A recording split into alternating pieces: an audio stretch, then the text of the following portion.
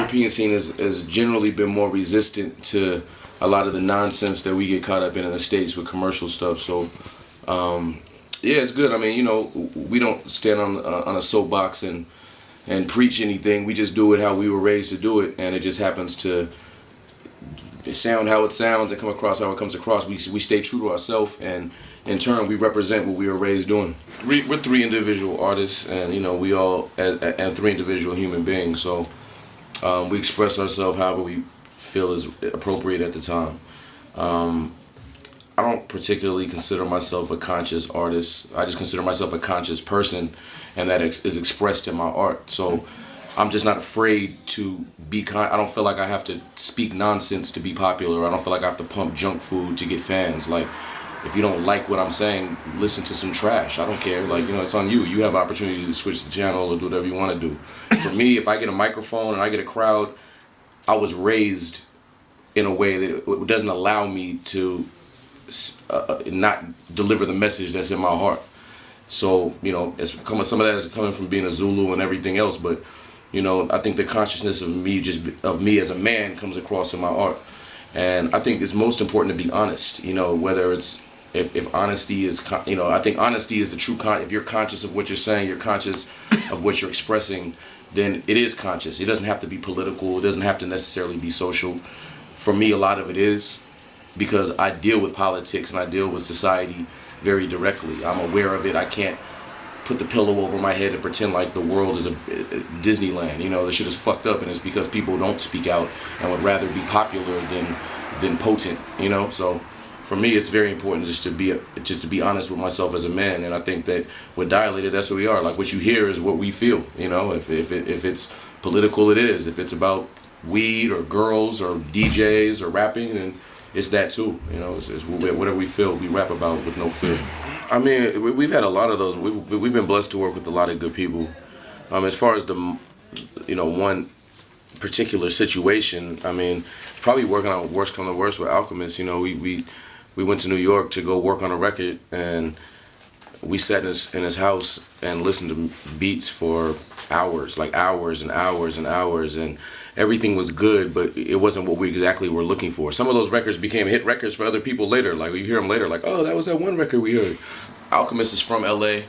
He moved to New York, and he linked in with a lot of New York people out there, and they liked his style. I mean, he's part of Soul Assassins, and through Muggs, he was able to link in with some people and really create a lane for himself in New York, and he lived out there for many years. But LA is always home for Alchemist, so whenever he could get home, he was getting home. And since, I guess, you know, I don't know what it was, but at some point, I don't know if it was the weather, the weed, the women, whatever it was, he decided to kind of, you know, reestablish LA as his base and really reconnect with a lot of LA. I think it's, with Alchemist, is, you know, it's kind of like, if you're around him, you're going to work with him. You know, if you're not, then you know, so he's in LA, so he's working with a lot of LA cats and a lot of West Coast people. I'm Rocksteady Crew, I'm Zulu Nation, so I'm very connected with New York.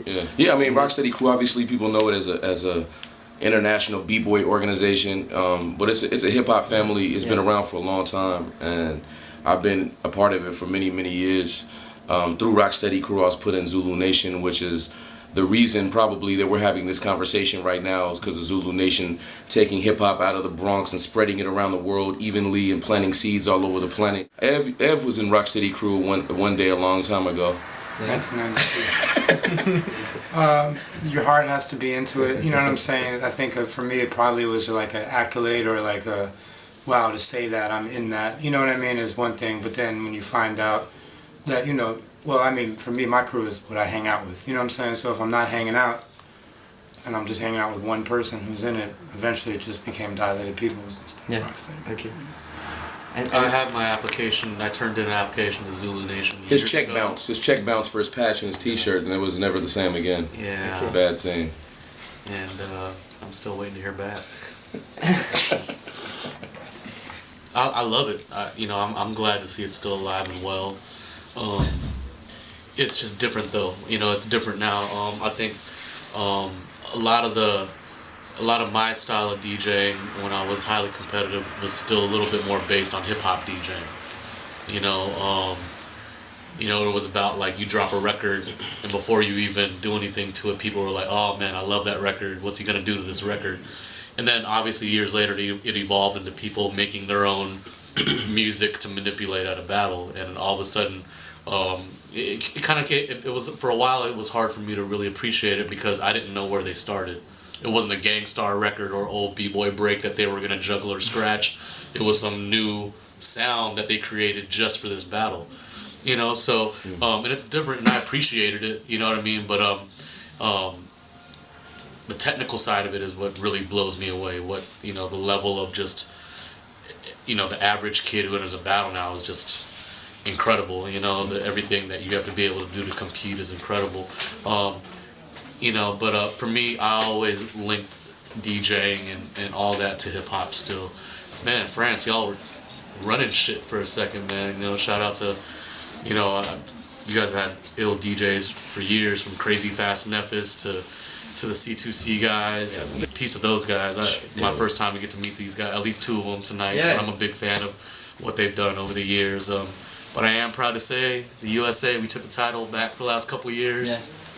Shout out to Vadra. Shout out to you keep following the competition? I mean, I'm not following it as much as like I used to back in the day, but it's beautiful with things like YouTube and stuff now.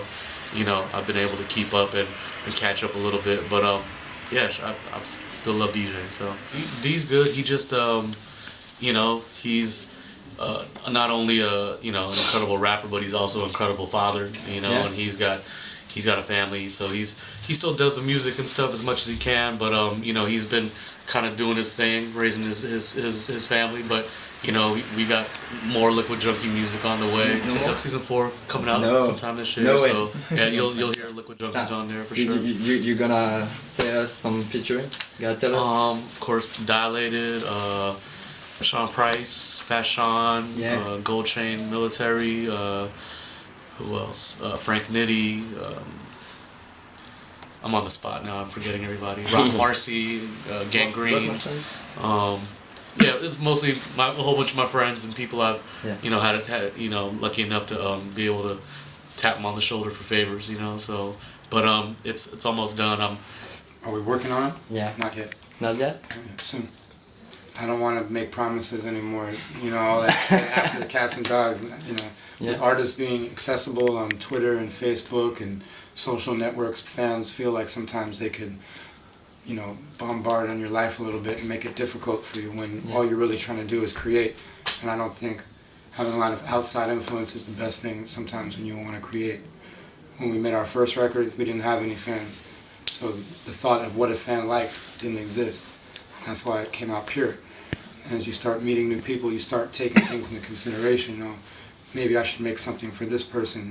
I know they like that. And you start thinking about more than you should as an artist. So I don't want to say it's going to come out this day and then it doesn't, and then people writing "fuck you." You know what I mean? So it's just, I think at this point in our career we can say that what we drop is always quality when we drop it, and I don't think it should change. Yeah. This year you're going to see a new Dilated Peoples record called Directors of Photography.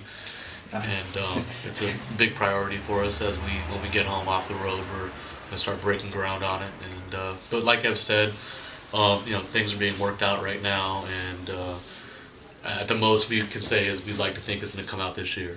This year? If not very top of next year, but we'll see. We'll see how it goes. No dates. No dates. When I made the Weatherman album, my first one, I thought that was the one. I'm really excited about that. Like, as far as like, I know it's gonna do good. And the Layover, the second one, I knew I was going to do well. But then there was a big delay before the third one, and when an artist has too much time to think about anything, it's just not good. So I kind of lost perspective on the record.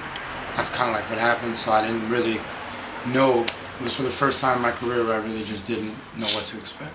Okay. Yeah, I was really kind of scared about it, and came back good, and I was very happy about that. Yeah. But sometimes if you just paint too much, you know, you lose perspective of it, and when I draw on my phone the Instagram shit or whatever, sometimes like I'll think it's bad and then I'll fall asleep and wake up in the morning and like it again. So sometimes you just gotta stop, put it down, and can't really overthink shit.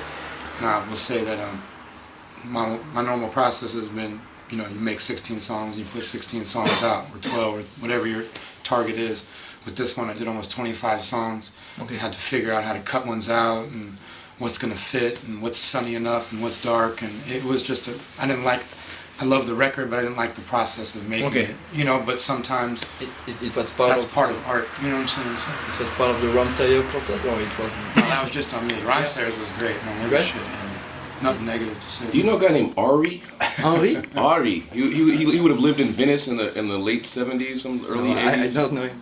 Comes from a French b-boy family, very acrobatic French b-boy family. No. That was one of Ev's biggest influences, Ari. No. Ari from France. Shout out to Ari. Ari, if you're out there, get in touch with Ev on Facebook. He's been looking for you for many years. By the way, I'm your biggest Belgium fan. It's me. I don't know. Adramatic, man. Adramatic is gonna be mad if you say that.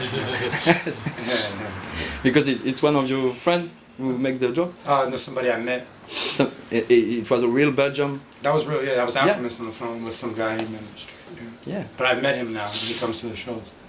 Brings me chocolate. Yeah. Yeah. That's His name is Adramatic.